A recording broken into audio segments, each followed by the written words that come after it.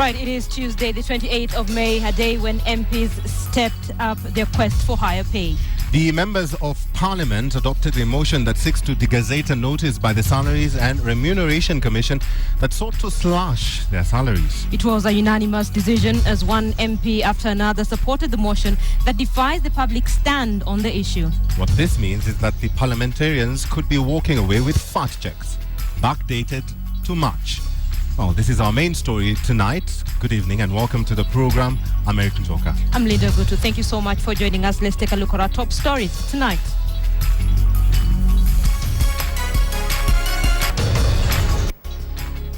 A house of greed. Members of Parliament unite in quest for higher pay. The police face off fresh row over county commanders. He or she. Why this man insists that he is a woman. And left limbless, all in the quest for bigger bottoms.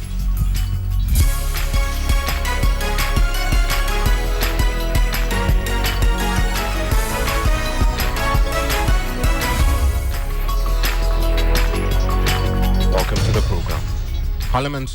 To Parliament now, and after sacrificing 3 months without pay, finally members of Parliament will walk home with a fattened check backdated to March. The MPs have quashed a gazette notice by the Salaries and Remuneration Commission that slashed their salaries. And as our reporter Aaron Ochieng reports, the members of Parliament have put on notice the Salaries Commission that it could be disbanded if it attempts to cut their salaries without consultations.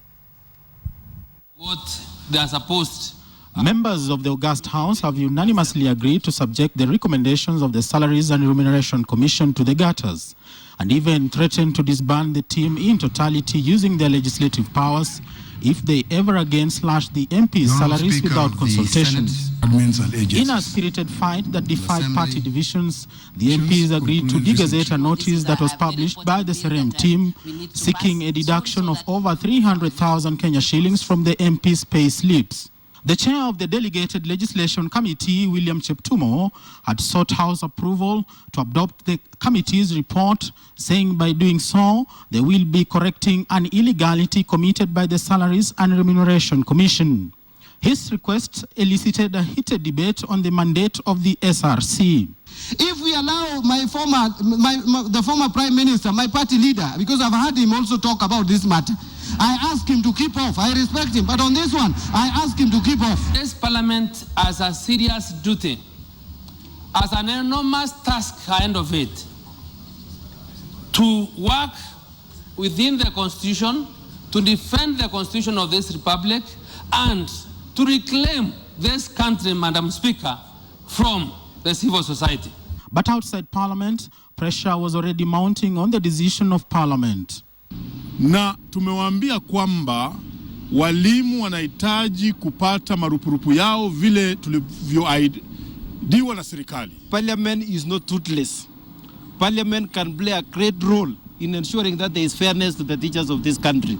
The Law Society, on its part, indicated that it will move to the High Court to seek a constitutional interpretation to the radical action by the MPs. The Salaries and Remuneration Commission, through a gazette notice, had pegged MPs' salaries at 532,500 shillings, down from 851,000 shillings that was earned by members of the 10th Parliament. The move by parliamentarians to quash the Serem-led commission to slash their salaries is likely to draw a lot of controversies, especially from the public and also from the civil society. Aaron Ochieng, KTN, Nairobi.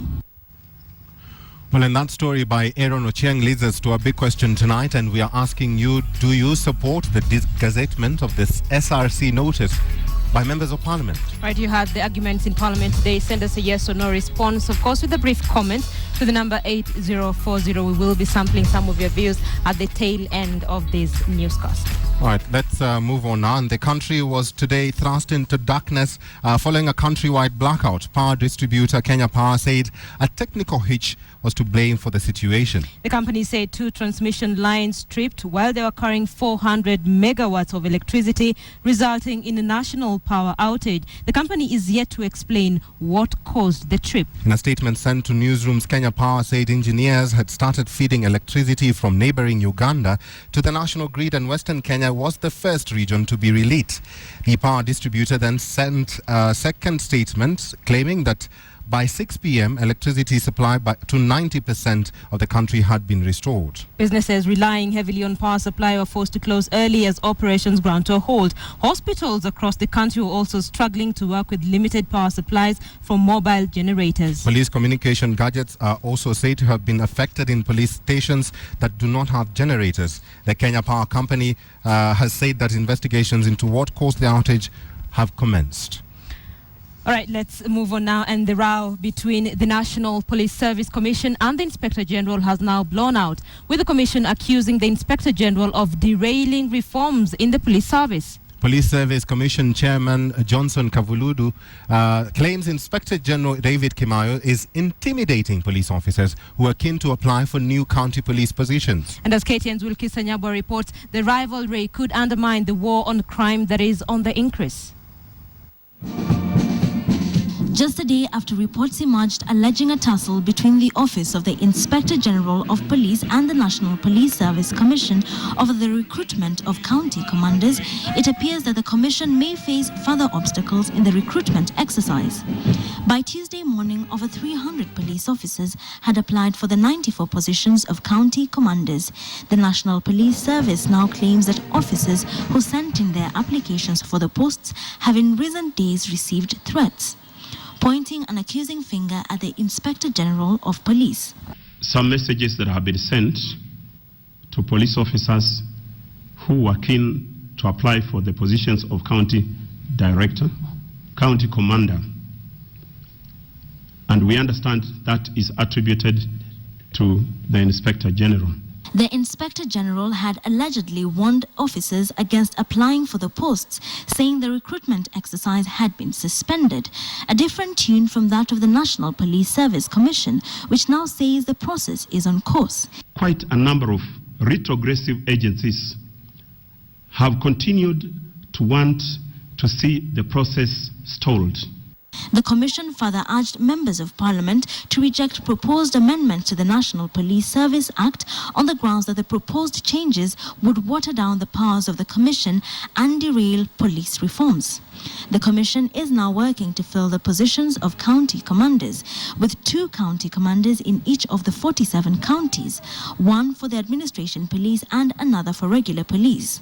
The posting of the officers will mark another step towards the restructuring of the police service as proposed by the Commission.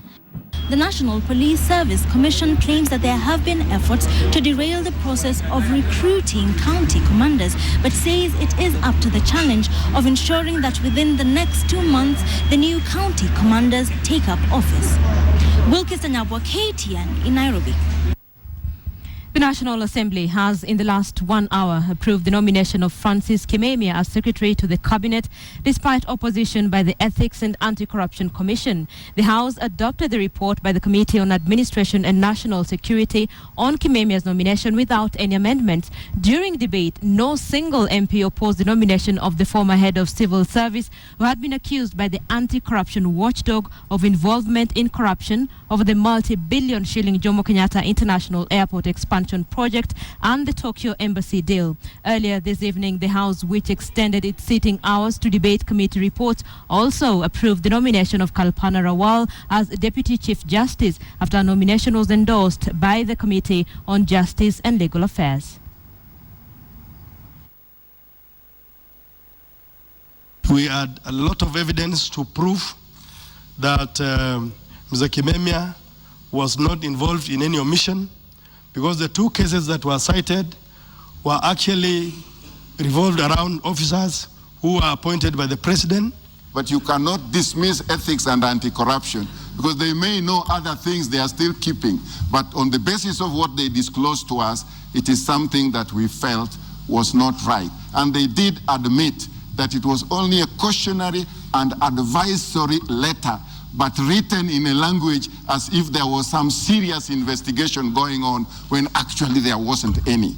I've gone through the report and I've seen a serious career civil servant. The fear that this nominee, Madam Speaker, is a stumbling block to devolution is more fiction than fact, certainly from our interaction with him. Unajua tumekaa masaa mengi sana kwa sababu ya kuheshimu. Kwa hivyo tupitishe, weka swali, tupitishe haya mambo ya kwishe. Pursuant to Article 154(2) of the Constitution and the provisions of Standing Order 45, this House adopts the report of the Departmental Committee on Administration and National Security on the vetting of the nominee to the position of Secretary to the Cabinet, laid on the table of the House today, Tuesday, May 28, 2013, and approves the appointment of Mr. Francis Kimemia to the position of Secretary to Cabinet. Will as many as of that opinion say aye? Aye. As many as of a contrary opinion say nay? The ayes have it. Now, a transsexual Audrey Boga is suing the Attorney General and the Kenya National Examination Council for not recognizing her true gender. While in high school, Audrey Boga was actually Andrew Boga and sat the Kenya Certificate of Secondary Education examinations as a male candidate and not a female candidate. Catherine Omwanto reports. Audrey Boga first hit headlines in 2009. Maybe look yourself in the mirror and what you see is you don't feel you are that. You don't feel you are a boy.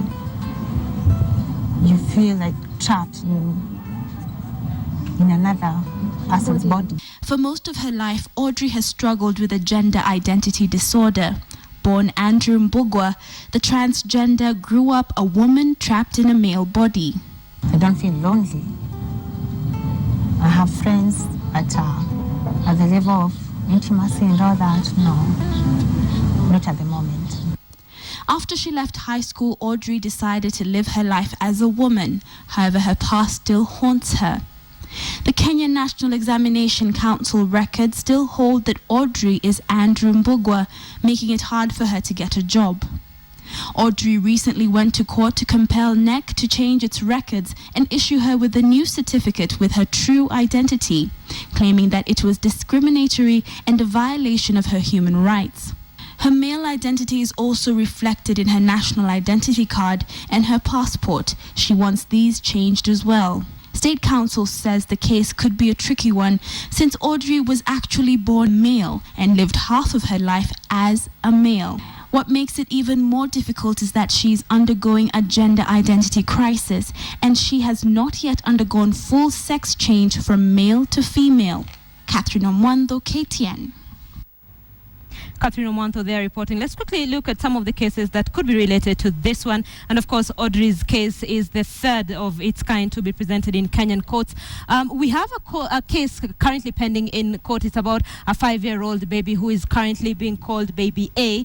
And Baby A was born at Kenyatta National Hospital, was an intersex child, and he sued the state seeking legal recognition and protection. According to the hospital reports, we understand that Baby A was born with both male and female genitalia. Now, what Baby A wants at the moment is that he wants an order declaring that all surgery on intersex infants be undertaken only after court's approval. This baby is also seeking an order directing the government to conduct some sort of data or statistics on all intersex children right across the country so that the country can understand what's going on with such children born in the current scenario. Now, hospital officials, when Baby A was born, hospital officials were rather confused when it came to giving the gender of this child, and this child ended up getting a question mark. So in essence, Baby A did not get a birth certificate, and this Baby A's case is the second case to be presented in the country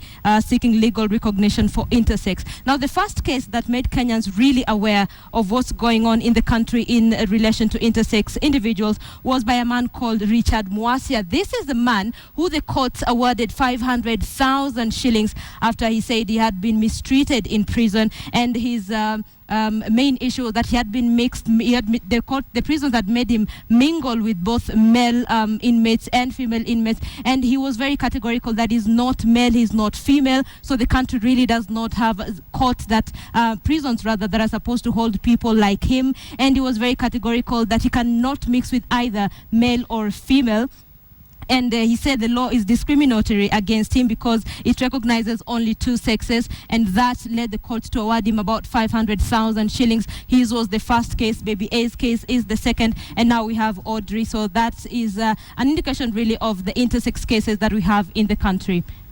Joker?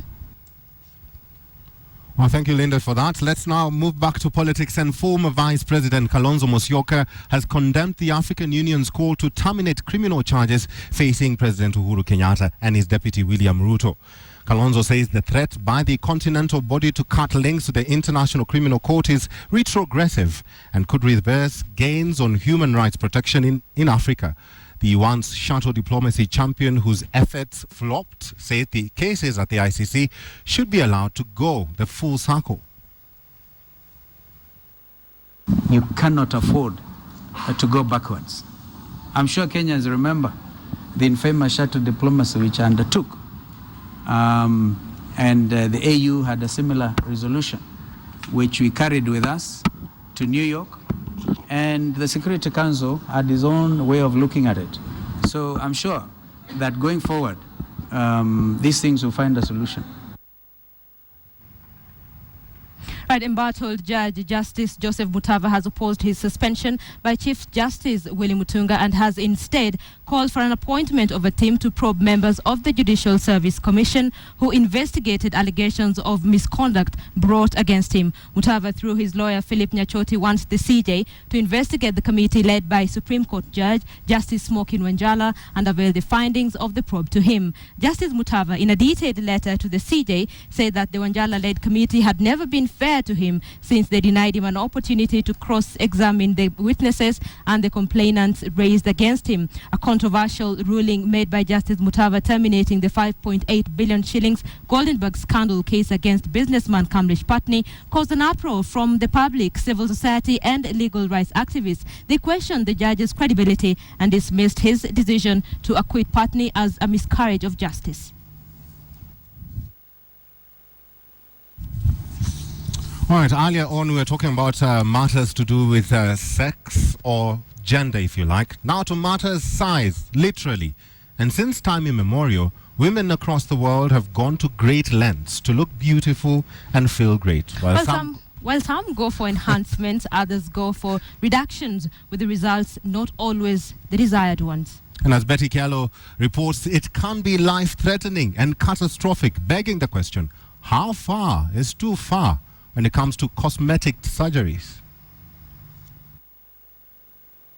Over the weekend, the internet went wild after a lady by the name Michelle Brown shared her story on how her quest to become rounder turned tragic.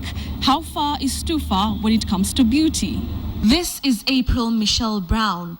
2 years ago, her thirst to have a bigger bottom opened a catastrophic page in her life. According to her, it all started when two women walked into her successful beauty salon.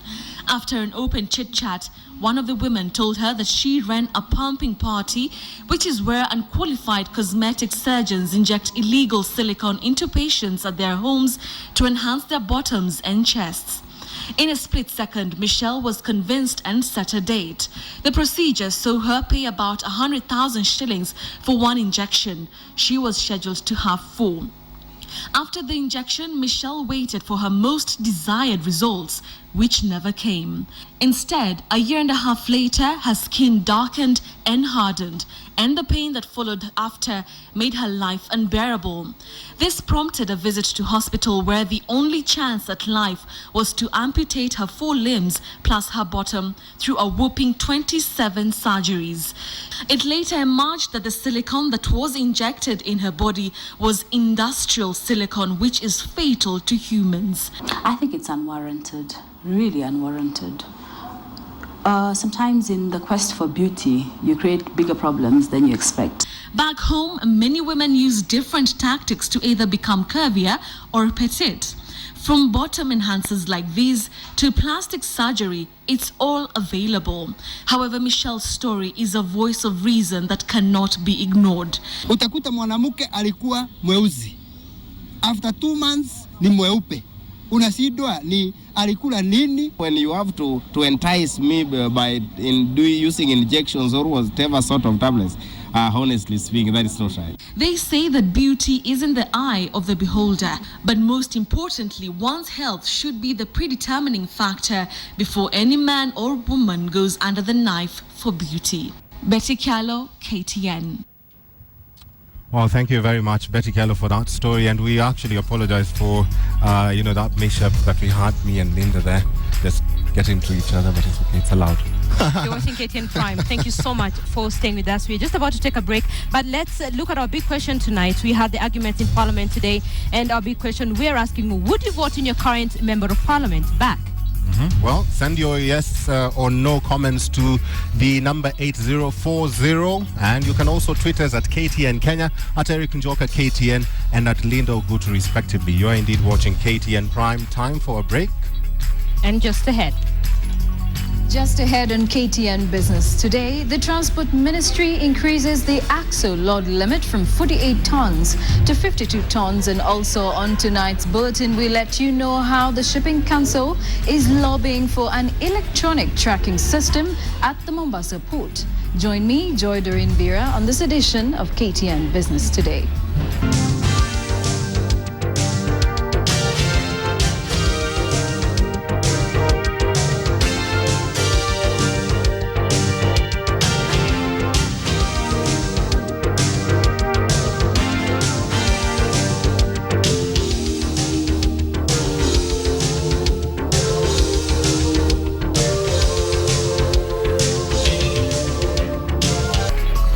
Thank you very much for staying with the program. Welcome back.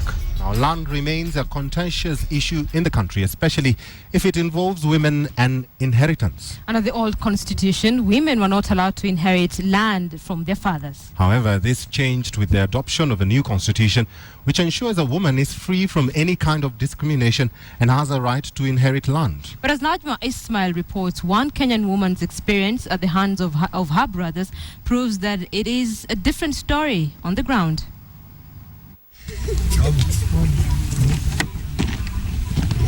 35-year-old Joyce Reinhardt, a Kenyan living in Switzerland, is a bitter woman.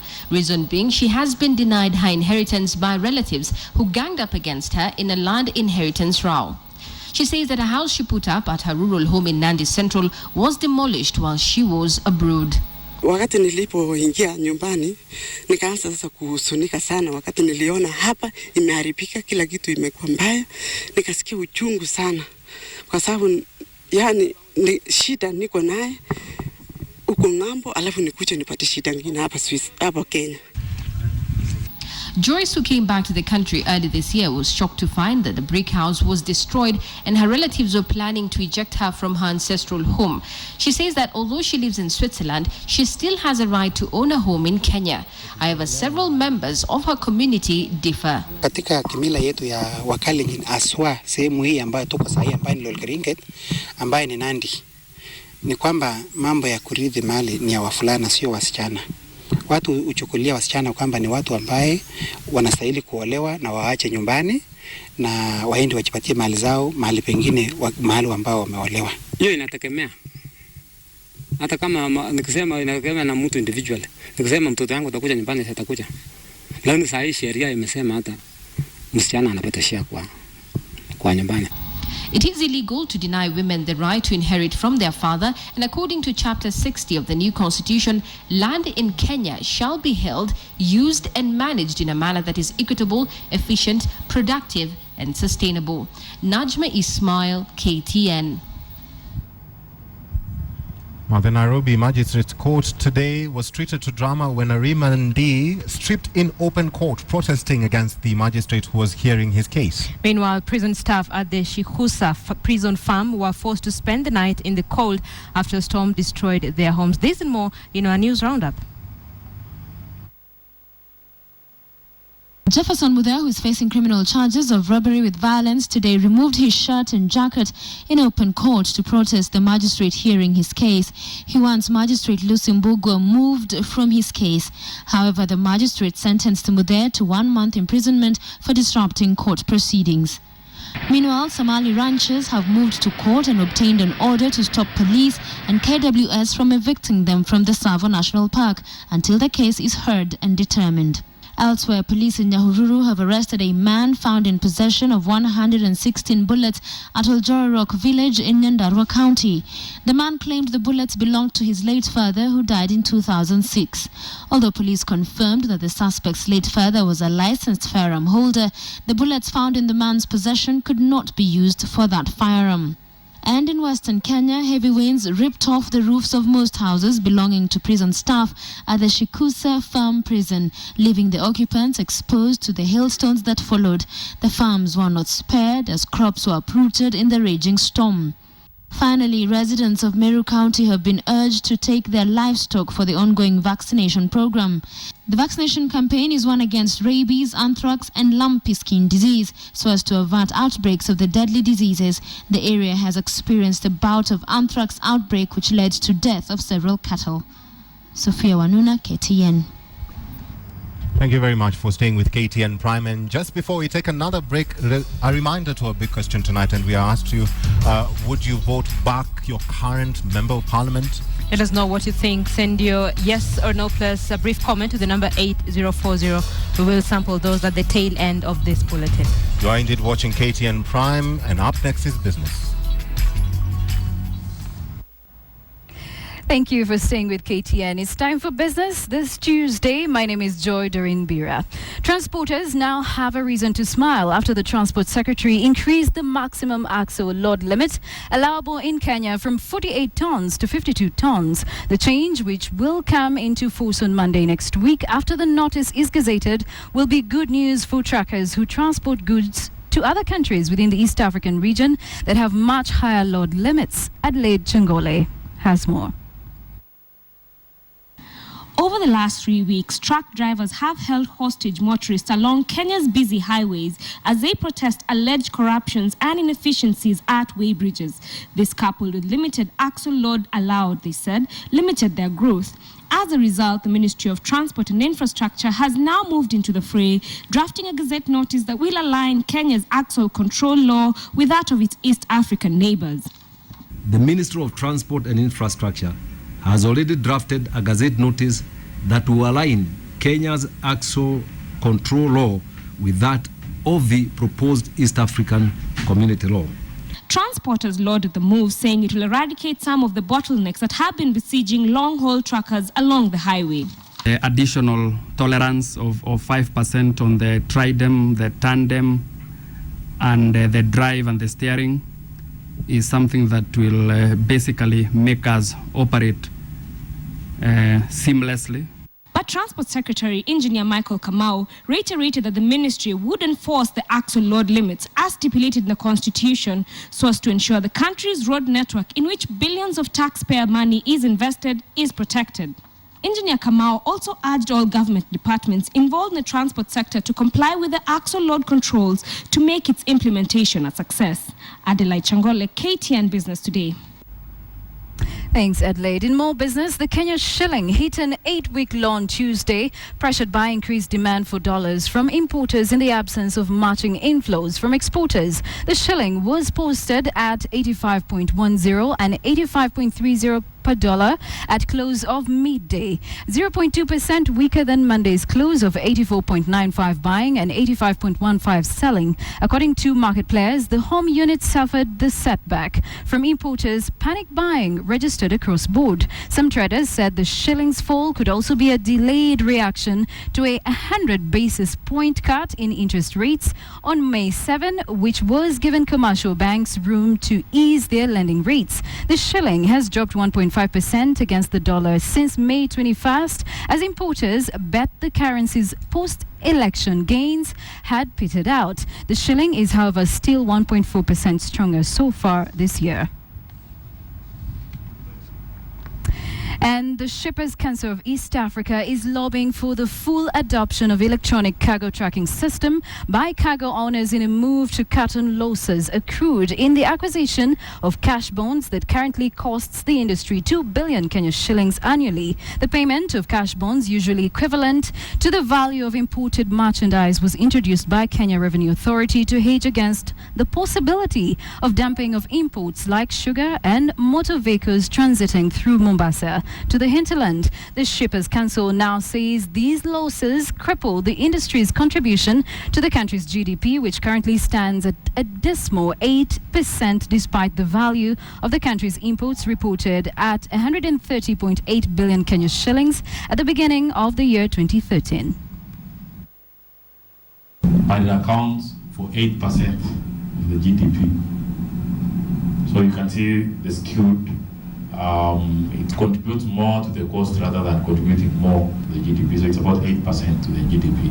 How we can improve this is if we bring it down, if we bring down the cost of logistics down further, what will happen is that it will encourage more people to invest in logistics and transport. And when we talk about transport, we're talking about the trucks and all that. We're talking about also encouraging more people to invest in dry ports, invest in warehousing, invest in basically the whole supply chain issues. If we are able to actually use those and then attract business from the region and even beyond, the Port of Mombasa, for example, should be attracting more and more business. We are only relying on cargo that is ours. What happens to transshipments?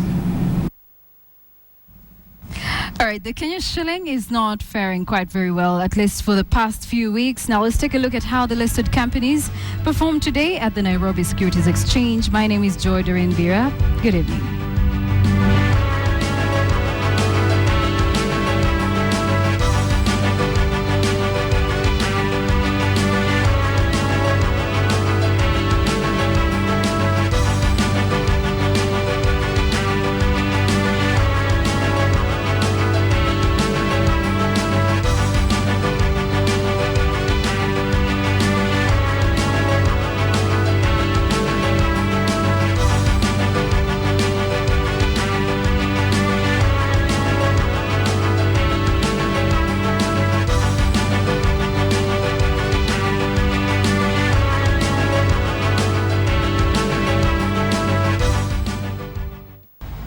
Alright, it's now time for KTN Sports Today. I am Nicholas Mudimba. We begin with online tickets for the Kenya against Nigeria match next week. Started selling today. Football Kenya Limited contracted ticketing firm Caps for the sale of the tickets. The normal tickets, according to FKF spokesman John Kariuki, will go on selling in various parts in Nairobi from Friday, May 31st. For those wishing to purchase online tickets, should log on to CAP's website. Lower terraces tickets retail for 300 shillings, while VIP ones sell for 2,000 shillings. The match organizing committee, which met in Kasarani this morning, agreed to print at least 35,000 tickets. Tickets can also be purchased using mobile money transfer system M-Pesa. Harambee Stars could shift its training to Naivasha Syrian grounds from tomorrow, as the team of locally based players and a few foreign based as they wait for the complete foreign legion to arrive by Friday. To tennis now, the seeded players at the Real Insurance Kenya Open Tennis Tournament continued with the dominance on the third day at the Nairobi club. Kenya 7th seed Mohammed Fazal Khan qualified for the third round following a confident 7-6, 3-6 and 6-3 win over Kagoma Amadi from Burundi in a match that lasted 3 hours.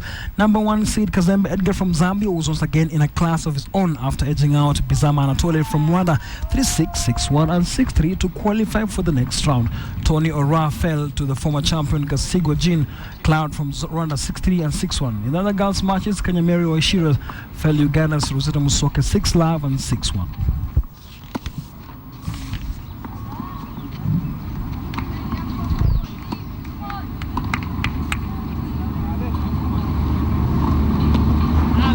All right, we now told you about various transfer rumors, and of course some have confirmed them. And as you can see on the Super Bowl, Rafael Benitez is now the coach of Napoli after rumors that he'll be leaving Chelsea. Beg your pardon. Is now the coach of Napoli. Moving up next, we are having our next person in line after Napoli. Now it's the target for Tottenham Hotspur, David Villa with £10 million. The talks are still on, and David Villa might as well be leaving Barcelona. Adel Tarbat has been targeted by UAE side Al Ain. It's a mega rich club which is targeting the player. Next up we're having is Victor Valdez will be joining the free spending Monaco at the end of the season, and also Radamel Falcao, £70 million to Monaco also at the end of the season. To the coaching task now, Mark Hughes is finalizing talks with Stoke City to come back to managerial position at the club. And more of that we'll be giving you, of course, in subsequent bulletins tomorrow and the following days. That's all for KTN Sports today. I'm Nicholas Mudimba. Have yourself a good night. Well, we've come to the end of our broadcast tonight, and we had asked you, our big question, would you vote back your current member of parliament? Let's see how you polled. And in a moment now, there you go. 86 of you say no, while the rest of you say yes. Carol Twitson says, clearly that member of parliament doesn't represent my voice, and my voice says no to salary increment. Found chance on his return to National Assembly. Oh, that's the time we had for. Unfortunately, we have to end it there. Thank you very much for joining us and for watching this broadcast. I'm Eric Boga. I'm Linda Ogutu. Sleep well.